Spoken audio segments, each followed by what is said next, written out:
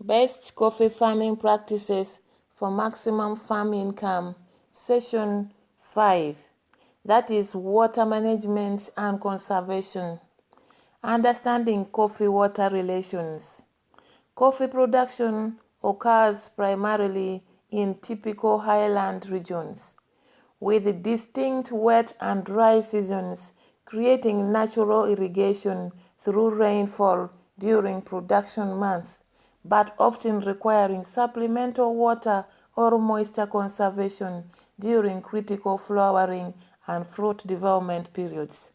While many coffee regions face increasing climate variability and drought stress threatening production, making water management increasingly critical for reliable productivity. Coffee requires between 1,200 to 2,000 millimeter annual rainfall distributed approximately across the growing season for optimal production, with particularly critical periods including pre-flowering, that is between 2 to 3 months before flowering, when flower buds develop requiring adequate moisture. Flowering requiring short dry period, triggering synchronous flowering followed by adequate moisture for fruit set and fruit development between 4 to 6 months. From flowering to mature cherry, requiring consistent moisture, preventing stress that reduces bean size and quality.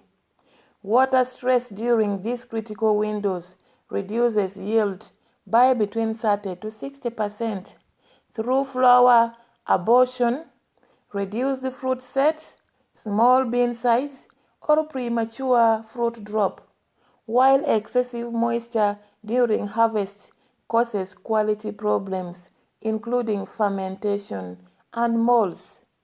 For most smallholders, irrigation infrastructure is unfavorable. Between $2,000 to $600 per hectare for drip systems, making moisture conservation through management the primary strategy. Mulching also reduces evaporation by between 40 to 60%, extending soil moisture availability between 2 to 4 weeks longer than bare soil. Shade trees reduce evapotranspiration through microclimate moderation, while their deep roots access water during dry periods, maintaining transpiration.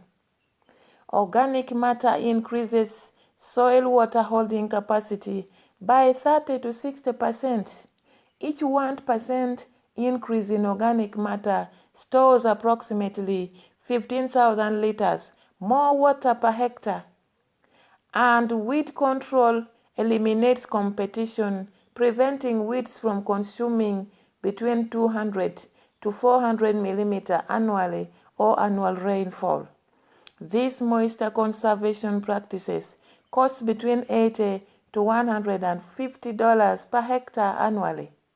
Primary mulch and labor, but providing enough resilience worth thousands in prevented loss or losses during dry years. Implementing moisture conservation. Let's look at mulching. Mulching implementation.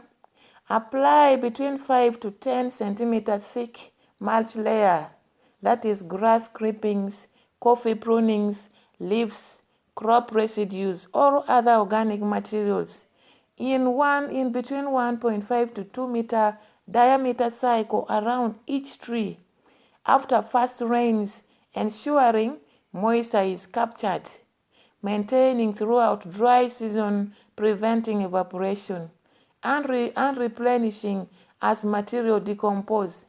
Mulch application requires between 40 to 60 hours labor per hectare annually for gathering and application, but provides multiple benefits: between 40 to 60% reduction in evaporation, 60 to 80% weed suppression, 30 to 50% reduction in soil temperature extremes protecting roots, organic matter addition as materials decompose, and erosion prevention on slopes. The moisture conservation alone often represents the difference between adequate production and crop failure during marginal rainfall years. How about shade optimization? Shade optimization for moisture conservation, that is maintaining between 40 to 60% canopy cover, reducing evapotranspiration while allowing adequate photosynthesis. Select deep-rooted shade species, accessing deep water tables, and manage shade density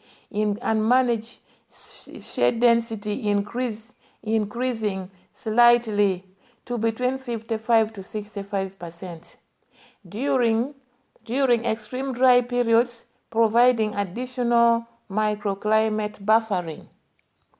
Research shows that shade coffee maintains productivity during drought years when sun-grown coffee suffers from between 40 to 70% losses.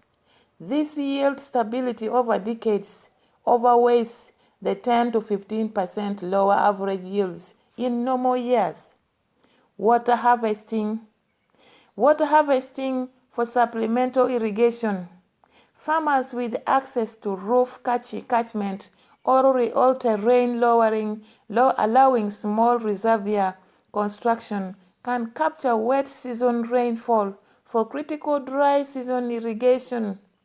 Simple systems include roof catchment that is directing roof runoff into storage tanks of about 5,000 to 20,000 liter capacity, providing supplemental irrigation during critical pre-flowering or fruit development stress periods, costing between $300 to $1,500 for tanks and gutters.